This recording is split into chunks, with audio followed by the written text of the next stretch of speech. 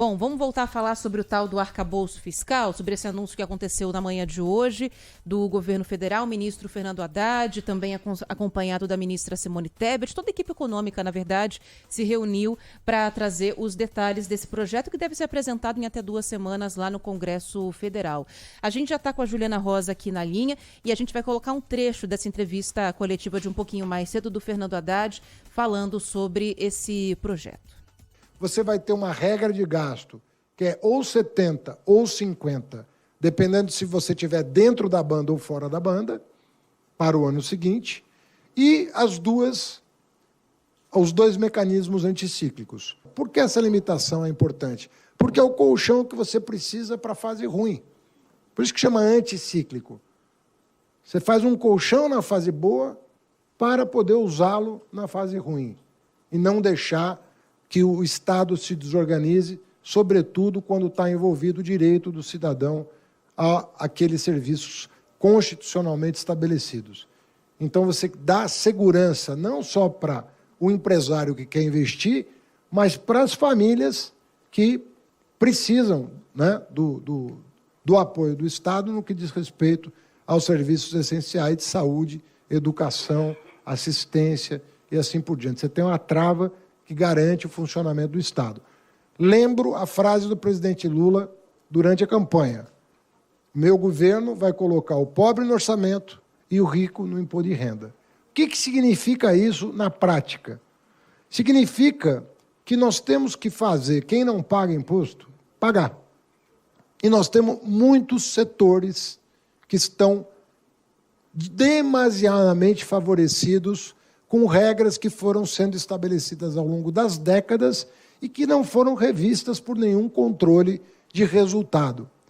Muitas caducaram, do ponto de vista de eficiência, precisam ser revogadas, e nós vamos, ao longo do ano, né, e já começando na semana seguinte à apresentação do arcabouço, nós já vamos encaminhar para o Parlamento as medidas saneadoras que vão dar consistência para o resultado previsto nesse anúncio. Se quem não paga imposto passar a pagar, todos nós vamos pagar menos juros. Todos nós vamos pagar menos juros. É isso que vai acontecer. Agora, para isso acontecer, aquele que está fora do sistema tem que vir para o sistema. Bom, aí ele explica um pouco como que é a ideia, né? Quer criar esse colchão, quer criar uma reserva. Se eu entendi certo, Juliana Rosa, você que vai confirmar pra gente aqui, é o básico que é arrecadar mais do que está gastando. É para sobrar grana. Acho que é isso, né, Ju? Boa tarde. Oi, Juliana. Exato. Tudo bem, Ana? Tudo bem, Joel? Boa tarde para vocês. Boa tarde para o nosso ouvinte também. A ideia é como se fosse uma família endividada. A família precisa ter um plano para poder se livrar das dívidas. Então, o governo Lula estava sendo muito cobrado porque tinha muita promessa de gasto e não estava claro como é que isso ia caber dentro do orçamento. Então, isso gera insegurança, trava investimentos, piora a inflação, porque a nossa moeda se desvaloriza. Então, o ponto número 1 foi positivo, né? O ponto número 1 positivo é o fato de que houve, finalmente, hoje, a apresentação de um plano das contas públicas, transparente, ali, mostrando quais eram as premissas.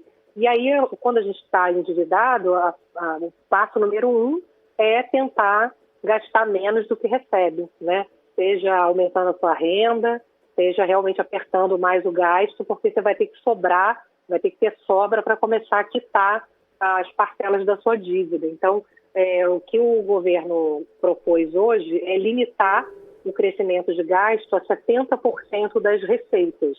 Então, ele gasta 70%, guarda 30%, 30% vai ser usado para ir abatendo aos poucos essa situação de dívida do Brasil. Em momentos em que a economia estiver numa situação melhor, ele pode gastar mais, se ele tiver conseguido cumprir ali as metas que estão sendo propostas.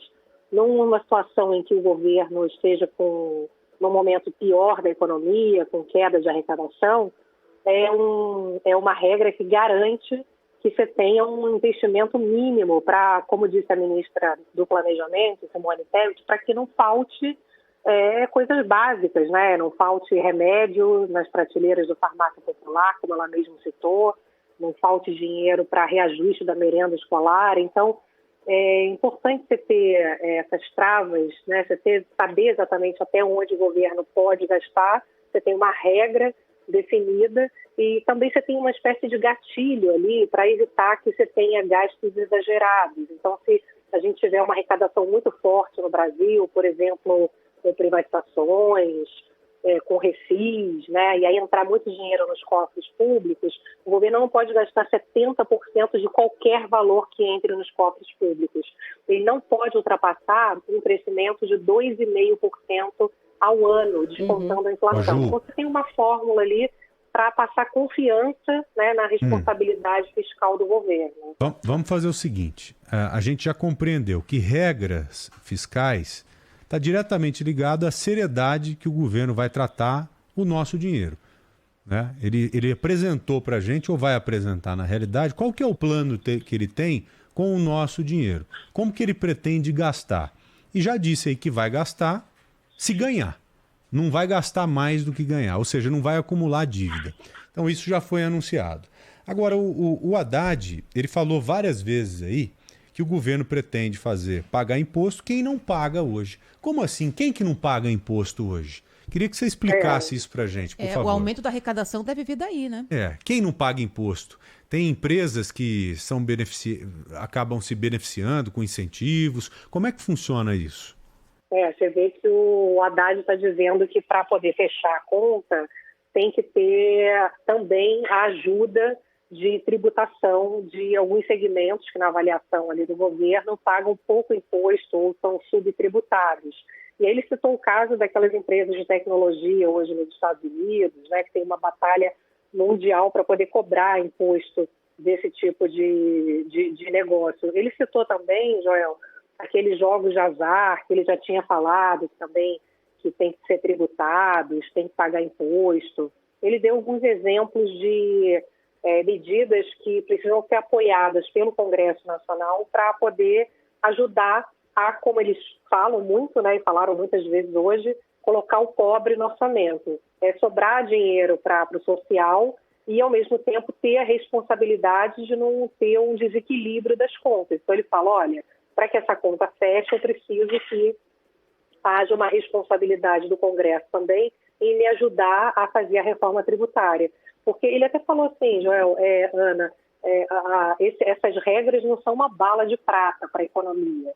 E muita gente pode pensar, agora então tudo vai melhorar, né? Faltava só isso agora para o dólar cair, né? Para a inflação ceder, o juro cair. E aí ele fala, olha, isso é um primeiro passo. Eu preciso, para a economia crescer, que a gente tenha um bom ambiente de negócio. Você tem que simplificar tributos, né? Você tem que ter um equilíbrio ali da tributação. Então, ele também faz um apelo ali para que o Congresso ajude nessa outra frente de prioridade do governo Lula, que é a fiscal e a tributária. Agora, Ju, bom, a gente entendeu aqui o projeto, você ajudou a gente.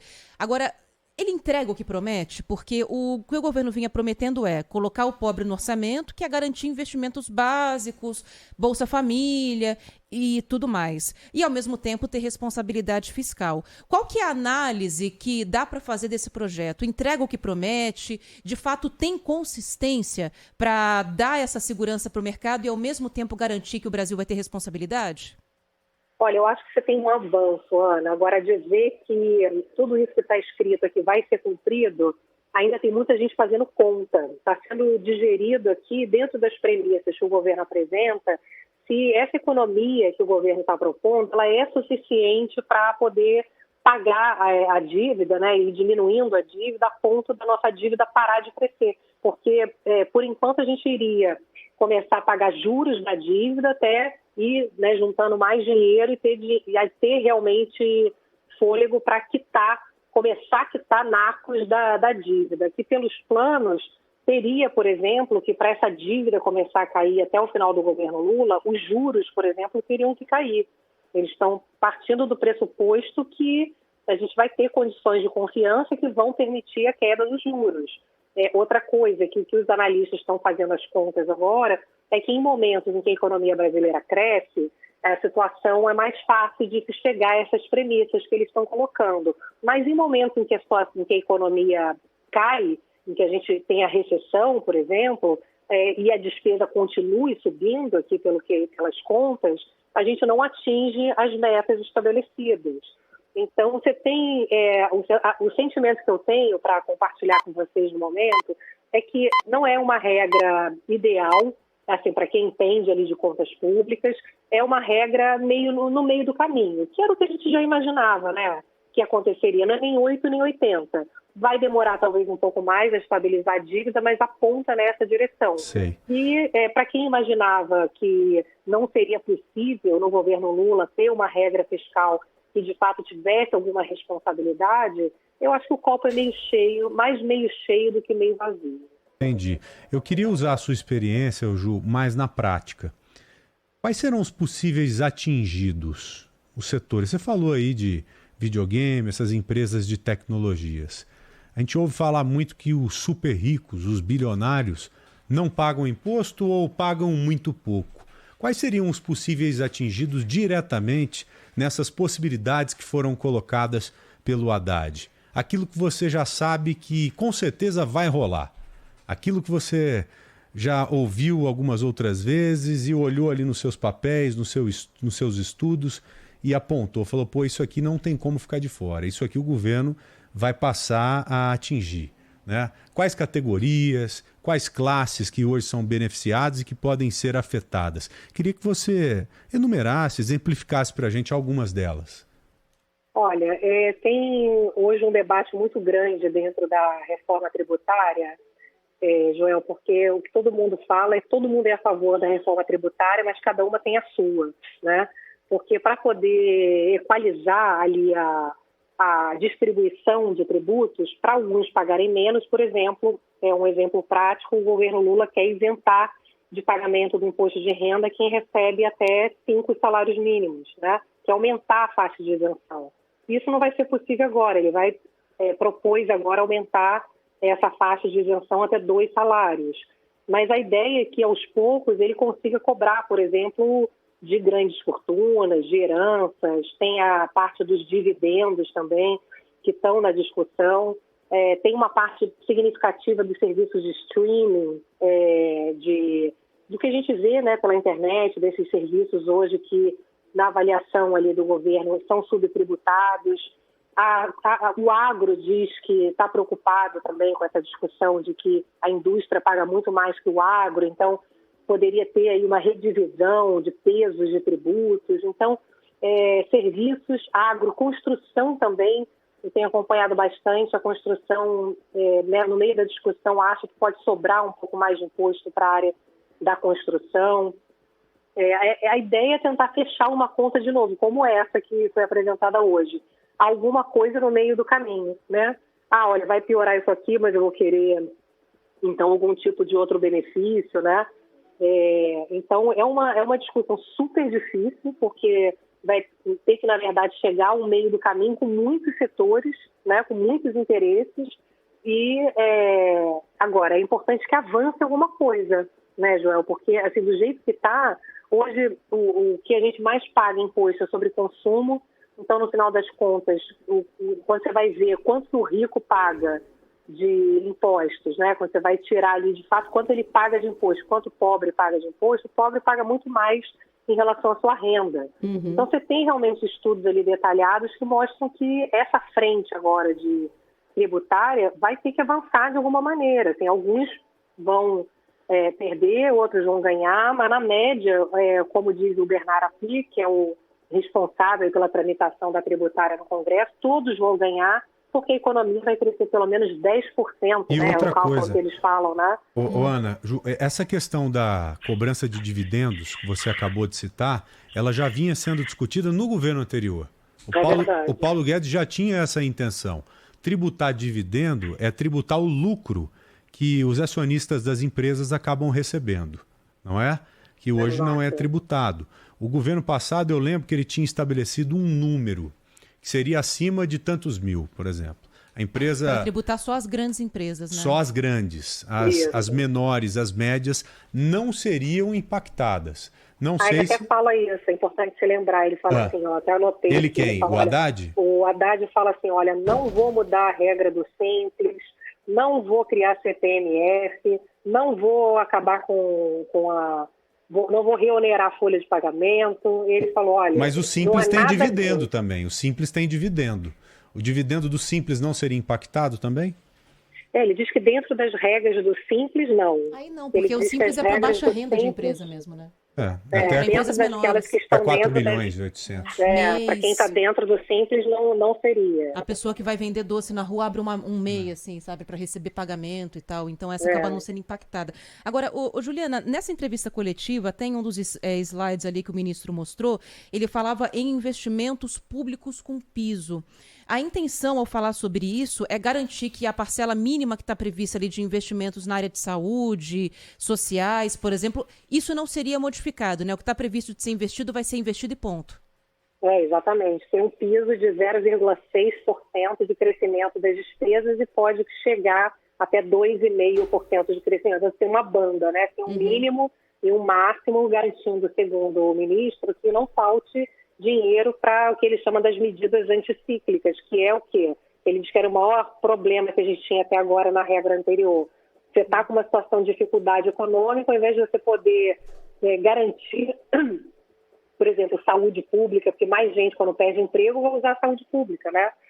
Quando você perde emprego, você tira seu filho da escola particular e bota na pública. E aí não faz sentido o governo não poder prover esses serviços no momento de dificuldade. Então, é o governo poder ter a chance ali de aumentar gasto quando há uma queda econômica e uma necessidade da população de uso maior do serviço público. Então, esse movimento, né, realmente você não tinha como garantir na regra anterior do teto de gasto. Então, é visto também como algo positivo, porque é uma forma de ter o equilíbrio fiscal e a preocupação social, né, andando ao lado, os dois. Bom, sabe qual que é o meu sonho? A Juliana Rosa como tecla SAP da gente, toda vez que tiver coletiva da equipe econômica do governo. Mas não é um sonho distante. Vamos providenciar isso. Claro, a ajuda Juliana está tanto. aqui, é só chamar a nossa Juliana Rosa, que certamente ela vai nos atender. Economiquez já é complicado, né? Então, do jeito que foi apresentado, fica um pouquinho mais também, mas a gente quis essa entrevista justamente para isso, viu, Ju? Para deixar claro para o nosso ouvinte que, no fim das contas, essas análises que você fez é o que interessa, né, para quem está nos ouvindo, que a bolsa sobe, a bolsa cai. A gente quer saber o que vai mudar no nosso imposto, meu imposto de renda, se eu vou ter que pagar mais, menos imposto, né? No fim das contas, é isso. Foi subjetivo porque a gente não sabe dos pontos que serão apresentados. E tem esse novo pacote de medidas, né, que vão ser apresentados. Esse novo pacote vai ser apresentado logo depois que esse projeto aí de arcabouço for para votação, né, Juliana? Que vai ser complementar, né? Não, a tudo que o vai ser Haddad legal. falou. A Juliana está aqui com a gente quando essa proposta for apresentada mesmo, numericamente falando, para a gente ir destrinchando os pontos. Ó, esse setor aqui vai ser impactado em tantos por cento. Esse aqui já vai ser beneficiado. Como é que fica para o PJ? Como é que fica para o MEI? Acho que vai ser muito legal você com a gente aqui por pelo menos uns 2 ou 3 dias. Você está convocada, eu viu, acho. Ju? Tá bom, Ju? Não, tá certíssimo. Tô aqui, ó. Nunca desliga, gente, porque fica nessa batida desde cedo. A gente não pode desligar, porque a economia tá bombando. Vou pedir pro seu marido depois fazer uma composição nova, boa aí, de acordo com essas apresentações, tá? Porque ele é músico. Não, eu imaginei. Ô, Ju, muito obrigado, tá? Um beijo pra você, minha amiga. Obrigada. Um beijo, Ana, Joel. Bom estar aqui com vocês, os ouvintes. Igualmente, Valeu, querida. Tchau.